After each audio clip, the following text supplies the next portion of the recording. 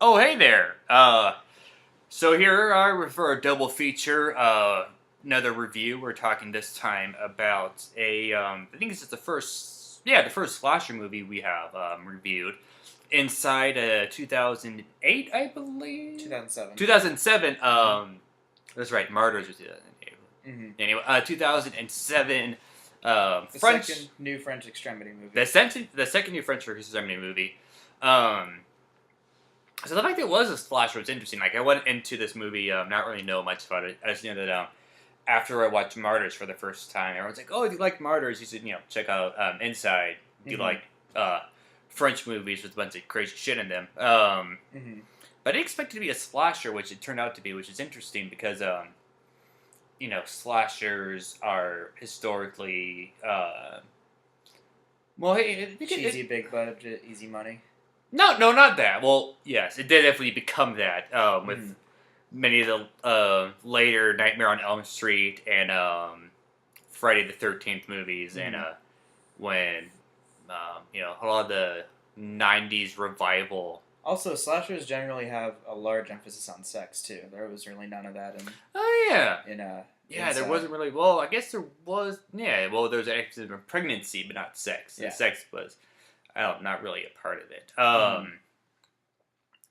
Now, so most most slashers are they're American and made between the late '70s and mid '80s with kind of sort of mid '90s. There's a kind of sort of revival there. There's like Scream and stuff. Yeah, there's like Scream, and I Know What You Did Last Summer, and some other ones that were kind of trying to. Although wasn't Scream supposed to be like a parody? It was a parody of it. It was kind of a revival in a way. So like there was like a little revival in the '90s. Now there's I think in the late 2000s, in the mid late 2000s, there's a kind of revival. Most of which. Unfortunately, the most notable one was Hatchet, which I don't think I've complained about this on this video podcast yet, but is the worst because it's not the worst. No, what makes it the worst is all the advertisements and stuff is like, it's not a sequel, it's not a remake, it's not based on a Japanese one, but it's basically just like a collection of tropes and Easter eggs, awkward references to other movies. The one I always go to with Hatchet is they were talking about how many times you need to shoot him, and he says like, "Oh, how about 6 times?" It's like, yeah, cool, nice Halloween reference, but if you don't know what that is, that's awkward and stunted. And don't feel that proud about yourself when you're making, it's like I have nothing against parody and stuff like that. I'm just imagining you saying this out loud in a theater. Stop it! Watching it. Stop it! Don't feel proud of yourself. Like I loved Cabin in the Woods. I love the Venture Brothers. I love Weird Al and all that stuff. But those things truly are Easter eggs, where like they're just added bonuses. Right. Like, it's, you don't have to it doesn't seem so stunted and awkward, if you don't get the reference. Not only that, but even if you don't get the references, there's always enough context to where it is still funny. Right. Also, they don't, they're not, shitting on other, like, Venture Brothers doesn't shit on other cartoons with their advertisement. Actually, they probably do. Oh, no, they don't, like, actually say, like, this ain't your grandma's adventure cartoon. Or no, like this, or like, we're not... This ain't Johnny Bravo. Yeah. I mean, Johnny Quest. There's no... I mean, technically it wasn't Johnny Bravo either. Yeah, it was not Johnny Bravo. Well, Johnny Quest is in the show. Yeah. Yeah, but, no, a better analogy was like, well, we're not... If, like, they were shit on Kim Possible or something. Yeah. But yeah, if they were like to shit on Kim Possible, which actually make more sense because Kim Possible and I don't know. I always read it as more of a parody of like the '70s adventure cartoons. No, because like Hatchet is because Hatchet is like a parody tribute to '80s slasher movies. And Venture Brothers has a bunch of stuff from like '60s, like a wide for like '60s to '80s, and some early '90s. But pretty much anything in that range of action cartoons, comics, all that stuff, music, just so many things. Yeah, that's another cool thing. Venture Brothers doesn't really flaunt how cool they are. Like, cause I mean, honestly, like most people watching Adult Swim aren't gonna understand how hilarious it is that Klaus Nomi is David Bowie's bodyguard. Yeah. But like they just kind of throw it in there as like. Yeah. Anyway, but like I said, like they're not like Anyway, so Hatchet. And it's awkward, and it's a decent, slasher movie in itself, but, like, everything seems so borrowed. Like, even as far as slashers go, which is, not the most brimming with originality as far as subgenres go. Yeah, that's probably one of the most notable examples of a slasher in the recent years. Inside, though. Yeah, so, like I was saying, with the recent, with the history of slashers, it's mostly from the 80s, and with some notable examples in the 70s, proto-slashers, and which is kind of interesting because slashers come from Europe, namely Italy, with Suspiria. It's the Argento movies. Yeah, well, like there was Giallos at which actually it was Deep Red that John Carpenter said was his main influence for Halloween. He said even the theme music for Deep Red was his main influence for the Halloween theme song. And most horror film historians would say that Twitch of the Death Nerve, right over there, is under T. Yeah. Twitch of the Death Nerve. And Torso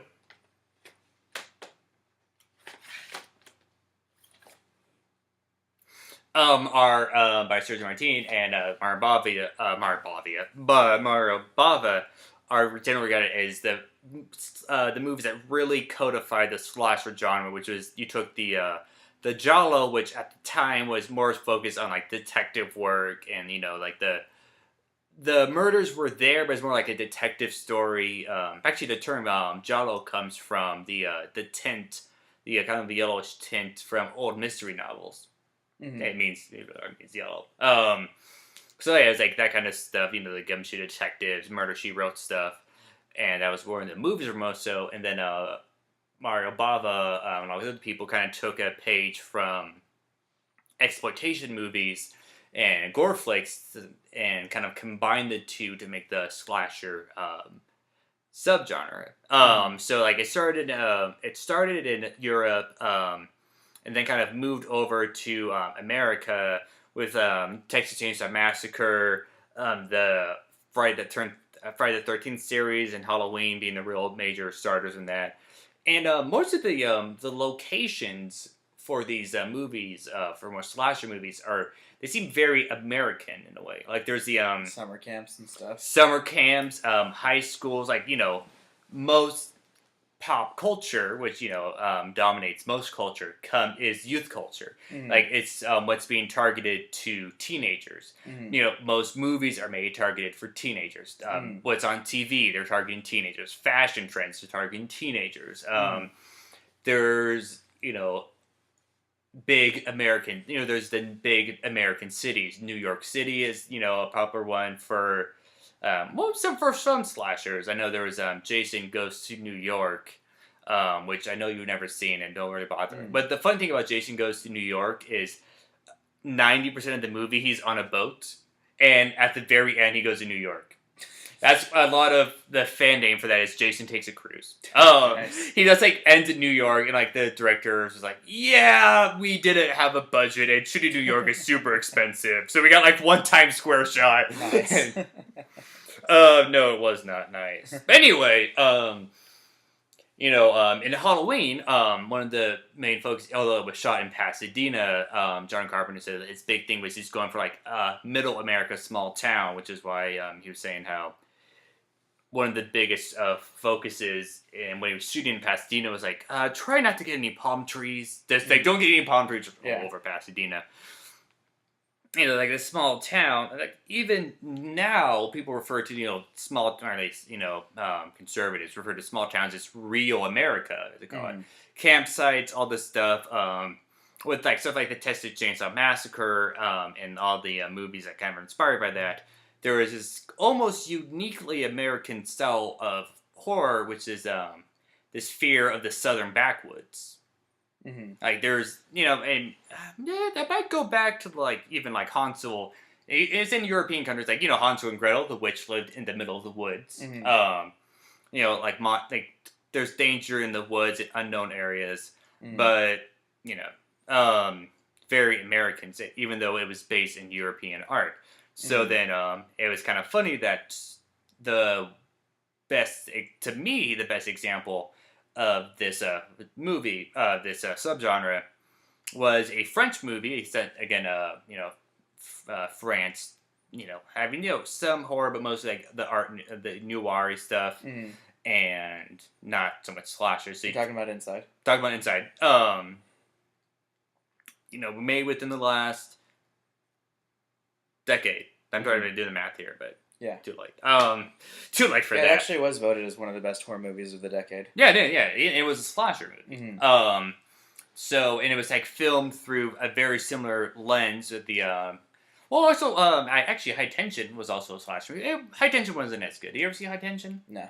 It was pretty good. It wasn't as good as Inside, but it was pretty good. Also, it's not really a new French extremity, but it's a French horror movie. New wave of French horror. Yeah, new French horror, but not the new French extremity. Mm-hmm. But yeah, Inside. Also notable is that it had again, spoilers obviously, but this is more of a discussion than a review or to tell you what it like. Was the fact that the main antagonist and protagonist, most protagonists in horror movies are the last one is female. The whole final girl phenomenon. Jamie Lee Curtis, mostly. I guess Sigourney Weaver to a certain part that's more sci-fi. Alien. I'm rambling, but this is 4. But it's 4. Yeah. As the antagonist, just named La Femme, she's never given a name, and was a female, although, Friday the 13th, the first one, had a female antagonist, but no one ever remembers that, as, actually, going back to Scream, the fact that no one remembers that was a joke in Scream, because who is the killer in Friday the 13th, and people think it's Jason Voorhees, but it was his mom, right? It was his mom. Yeah. Which is funny because now people, when people watch it, they forget that they were looking for Jason Voorhees, but it was his mom, and at the time, that was a twist, and then it was revealed, and then more time went on, and the twist was almost unrevealed. Wait, so I never saw Friday the 13th. Did she wear like a hockey mask? No. So what does she look like? She just looks like a mom. Oh, so it's just a woman killing people? Yeah. Huh. It's a big reveal at the end. The hockey mask actually didn't come until Friday the 13th, part 3. Oh, wow. In part 2, Jason Voorhees wears mostly a burlap sack over his head. And, then Friday the 13th, part 3, got the hockey mask. And I think that was the last really great Friday the 13th movie. In part 4 was pretty good, and then went on downhill from there. Besides the point, so La Femme is an amazing antagonist. Like you were saying before, like the way she kind of hangs out in the shadows earlier on. Yeah, there's this amazing shot where Sarah's going through like her photos or something, and in the background you see her like in the shadow, like in a doorway to the hallway or something. But it's so subtle because like she's so far in the shadows and the lighting is such that like you can see her face, but like you really have to be looking for her. Like it's super easy to miss, and like it's so subtle that like she slowly dissolves out to where you can't see her. But like I said, it's so subtle you don't even notice the dissolve. Yeah, and so like the fact that you just see her in the house where everything else is like, because the rest of it's shot pretty high def, like it's so clear where she's like blurry and in the shadow, like right.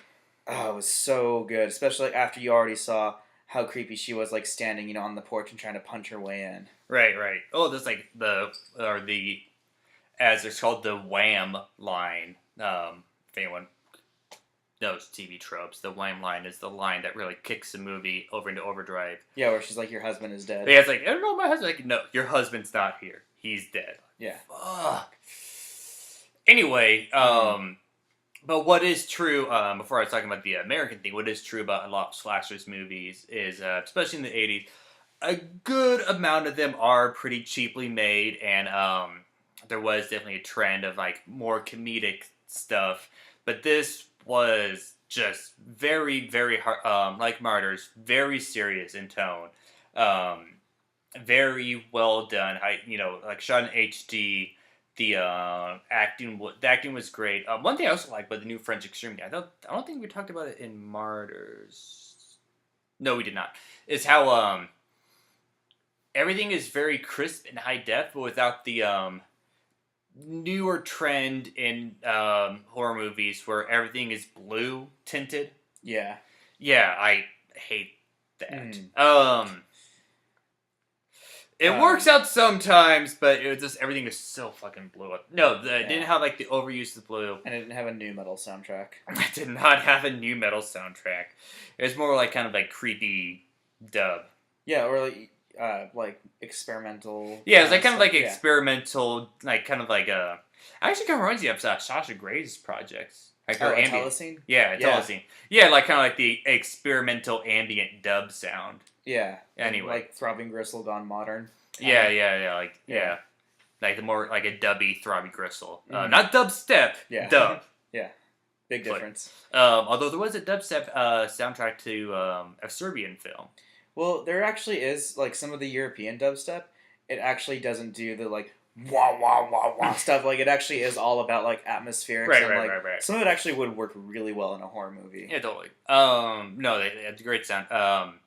Didn't use. There was only a couple scenes where they used like some like camera tricks where she was smoking the cigarette, went to hyperspeed. Mm-hmm. Most of the time, it just like used great use of camera angles. Like a lot of perspective shots, They closed in on the right moments. What were some of your favorite shots in the movie besides the super? Well, one of the things that was interesting was like there's so many things in it that could have just been like comical, but weren't. Like when the guy got stabbed in his dick. Like I've never seen a groin injury not played for laughs. Right. And like you weren't laughing at that. Like the whole time you're watching, you're just like, oh shit. Because like as a dude, like if she stabbed him in the leg or in the side, like he would have fought back. You get stabbed in the dick, like you're down for the count. Like, I think it was actually Friday the 13th Part 4 where some guy's doing handstands, walking around on his hands, and Jason just takes a machete. But that was more comical. You know, that was more of a comical, like, oh, look at this. It was more like America's Funniest Home Videos rather than like pure that, terror. And there were so many close calls to where she could have been saved. Yeah. Like, and the most heartbreaking one was when she killed her mom. Oh, that was the worst. That's like how it started off. Like, that was like the first, yeah, because he shot little families and everything. And I mean, like, not only, like, so many close calls, but, like, her mom, the guy, 2 police officers. Like, it's insane, like, how they all died. Yeah, it was pretty insane how they all died. I mean, it makes sense how they all died, but I guess it's... Yeah, but I mean, like, that many close calls. Right. A lot of, what I liked a lot about it is, Although, you know what, there was a point where she was on the bed, like, the cop gave her a gun, and she, like, left it on the bed. Yeah. That was like, come on now. Yeah. Get with it, lady. So, what I liked about in the beginning is how many, there was a good amount of foreshadowing. It's not, again, going back to kind of my criticism of Hatchet. It wasn't very awkward, but, it was kind of done in like an ominous way where you can kind of tell, I mean, maybe it's just, I'm looking back and can't really remember seeing that scene for the first time. But, like, when she's wishing for some peace and quiet, and, like, I don't want to see anybody, I don't want to see anybody tonight, and he's like, well, you won't see that next Christmas. There's also the one where, the bit of foreshadowing where the mom says that she wants to meet her boss. Right. And then, like, the woman, La Femme poses as the mom. Right, and if she had met her boss...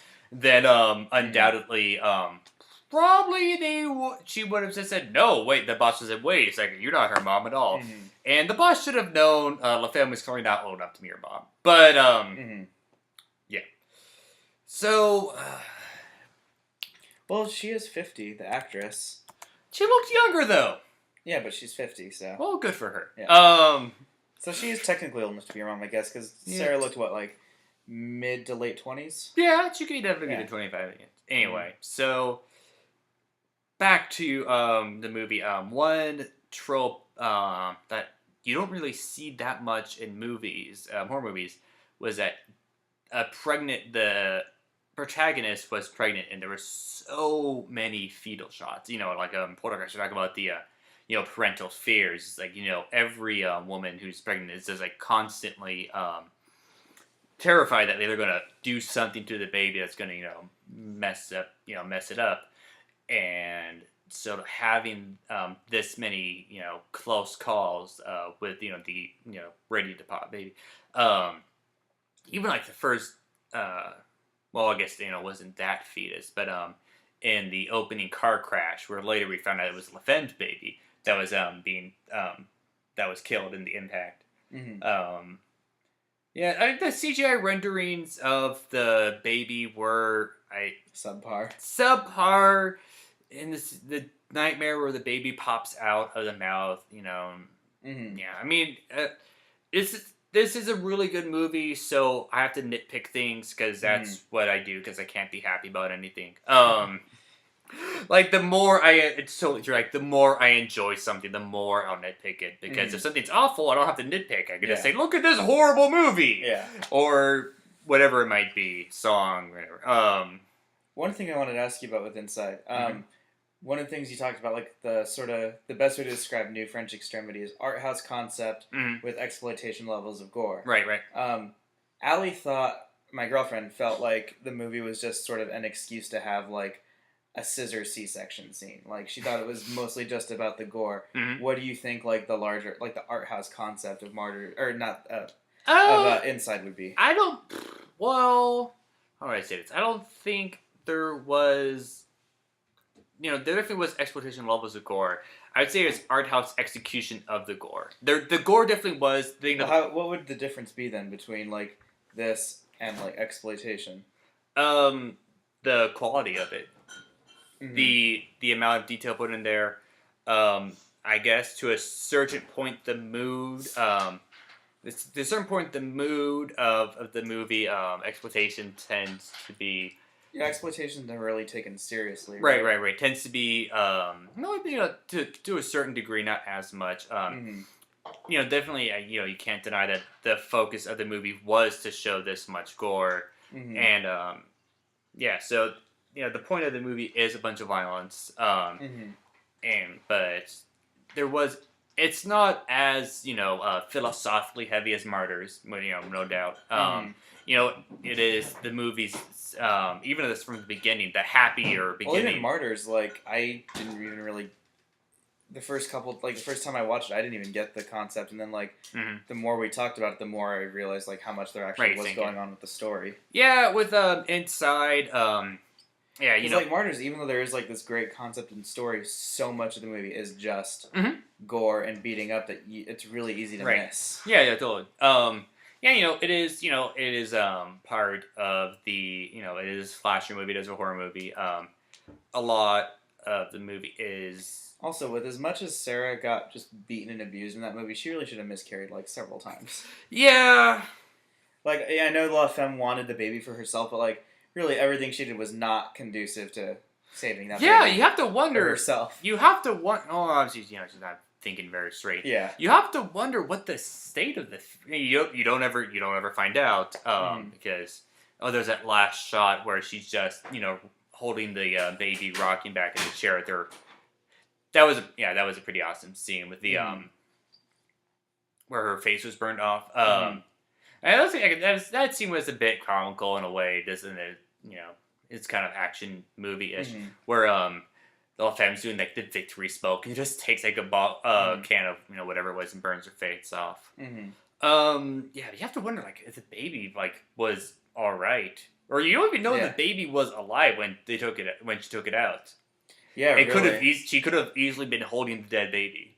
Yeah, that's another thing. Because we didn't really see the baby move when she took it out. No, I mean the scissor C-section. Yeah, because even if the baby does die, like that doesn't necessarily mean it's just gonna fall out. Right. Yeah. I mean that part was vague. So Mm. another vague thing about it is it's not clear if La Femme is immortal or not. How? I mean, I didn't. Okay, so there's scenes that could be chalked up to natural things, but it could be explained in a paranormal level. Mm-hmm. The Sarah says, like, I was told there was no survivors. Mm-hmm. It could be that the cops were holding information to make her not feel guilty, or it could be that Sarah actually, La Femme actually died in the movie, and then came back to life through vengeance or who knows what. Yeah. And Sarah La Femme says, "You already killed me once." Mm-hmm. It could be that she metaphorically died inside. When she miscarried, or it could be literally that she was killed and came back to life through who knows whatever. Mm-hmm. So yeah, that I think was a nice little touch to make the movie a bit more unknown. There definitely was a certain level of obscurity built into the movie. Just having the fact that La Femme's name is La Femme. It's just she doesn't have a name. The other story is the backstory is that you never see Sarah's father in the movie. There's a lot that was unseen and unknown. You don't really get into what the husband was like. You just see the fact that he did die. So yeah, there's a lot unknown in the movie. I mean, I think maybe that kind of built the art house thing to it, but I think mostly, to me, the art house style exploitation was more so that it was done in a crisp style, not as philosophically heavy as Martyrs. It's the focus of the movie was definitely how much blood and gore should we have, but it's done in a more of a slick style. So, and I think this movie probably has the most blood I've seen not played for camp. I've seen, Story of Ricky, Dead Alive, and Bad Taste didn't have that much gore in it, actually, now that I think about it. But anytime I've ever seen, a Guar show, for that matter, any of Guar's movies, it's still played up for camp. But this, just about every inch of her house was covered in blood. Not to mention that, pretty much. Yeah, of course she had to be wearing a white nightgown at the beginning of the movie just to show how bloody and torn up it can be by the end. They went for all the blood and guts they could, and they got it. They played it straight. They were able to keep it. Very. It has scissors. So many scissors in that movie. Yeah, the scissors almost felt like worse because when scissors are dull, And it depends on the scissor, but even if they're sharp, they're duller. They're thick. Yeah, like when she keeps her trapped by scissoring her, scissoring she's stabbing her with the scissors, yeah. and of course like I mentioned with Martyrs, the scene where they pull the scissors out is so much worse. Also, one of the most intense headshots I've seen in the movie. Oh yeah, when his head just blows apart. Yeah, it just blows apart. Only gunshot in the movie, although Sarah should have kept the gun in her hand, so I guess she would, But, she's going through extreme times. The fact that she was able to almost get away. I was almost expecting her to get away in that last shot right before they realized that the cop that got the point blank riot. What probably happened was La Femme didn't know it was a riot gun. Where they shoot the bean bags or whatever. And she put it into his head, probably assuming it would kill him. But he survived and went crazy and attacked her with the with that shower curtain blade thing that she just MacGyvered out.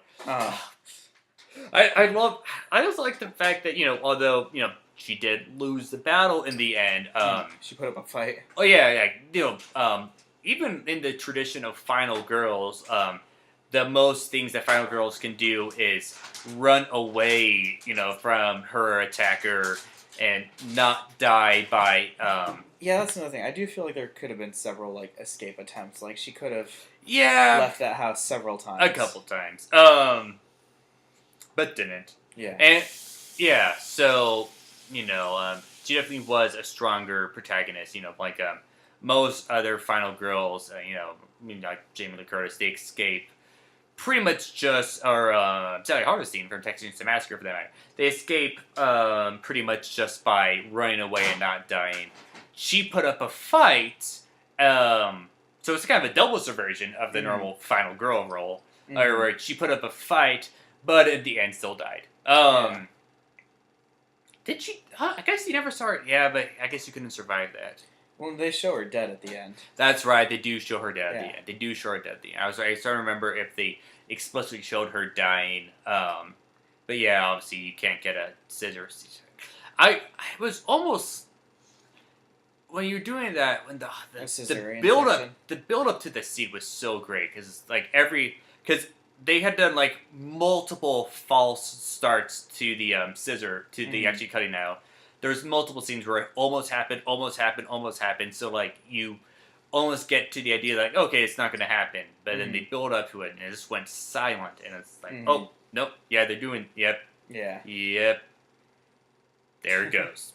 Yeah, and another thing I've seen, actually both in a Trauma movie. Oh yeah, I didn't think about Trauma. For some reason, I didn't think about Trauma when I thought about outrageous levels of gore played up for camp. Trauma movie and a couple of Guar shows, multiple Guar shows, was removing a fetus from a stomach. Not played up for super campy gore, but played straight. You guys, speaking of spooky soundtracks.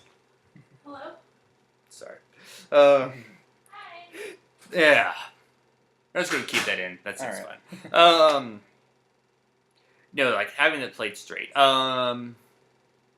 So yeah, super. Yeah. So inside, probably. Yeah, and like and since we're talking about scariness, super tense. Actually, like legitimately creepy at times. Very tense. The fact that it doesn't give you any reprieve. Like a lot of Poltergeist, and gives you some reprieve, and that has like comical elements to it. Like the only way you can really, the only really comical scenes in there were the things that are funny in hindsight, where it's like, it's funny because she's dead later, or it's like, oh, this is you won't say that next year, or stuff like that. Or the scene where she has her face burned off, or I guess like there's kind of like a funniness like when Sarah takes like the shower curtain, puts a giant knife at the end, and makes that weapon. But that's more like a funny in a way that you just imagine she's like, okay, shit's going down.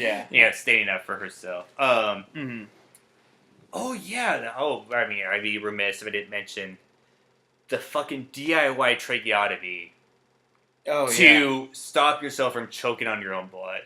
How medically accurate was that? I'm not sure. Use it for duct tape, but I almost think like I want the level of gore to be funny because I'm so used to that level of gore being funny, but it's definitely played straight. So inside, let's go for the rating now. Why not? So, inside, I'm going to give it a 9. I think 10 would be pretty extreme. 10 would have to be like a really, really good. Perfect. The plot was mostly, as you said, the plot was pretty minimalist. It was a showcase of art house gore, but it did what it did very well. But if it had like a really strong story to it, I would give it a 10. But they were they seem to be going for a more minimalist story, and they succeeded in what they did. So I'd give it a strong 9. And you would say? Strong 8, just because, like you said, the plot was a little lacking, and also like it's just so brutal. I don't know how many times I can watch it. Like I enjoyed it. I am glad I did watch it, but I don't know how many times I can like sit down and sit through it. You know. All right. It was intense. It was intense. That's the best thing you can say about Inside. Anyway, we're gonna sign off. Ghouls, Guts, and Gloves. Keep your blades shiny and sharp. I'm just gonna sharp and shiny. Good night. Y allí en el último peldaño estaba el conde Drácula que le decía: oye chiquita, qué gozada, enchufa el tocadiscos y vamos a bailar.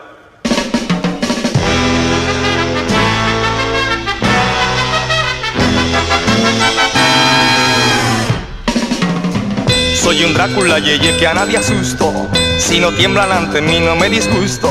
Soy un vampiro genial que nada chupa, aunque después me dirán que estoy chalupa. Soy moderno, soy eterno y lo estoy pasando bien. Soy vampiro con melena, soy un Drácula yeye. Drácula yeye, Drácula yeye. Yo no duermo en ataúd ni nada de eso. Veo la televisión y como queso. Cuando salgo por las noches yo no vuelo. En mis 600 me voy al cementerio. Soy moderno, soy eterno y lo estoy pasando bien. Soy vampiro con melena, soy un Drácula yeye. Drácula yeye, Drácula yeye.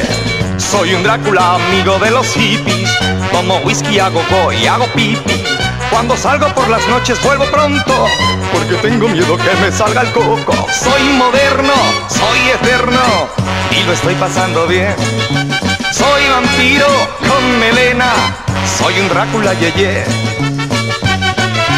Drácula yeye, Drácula yeye, Drácula yeye, Drácula yeye.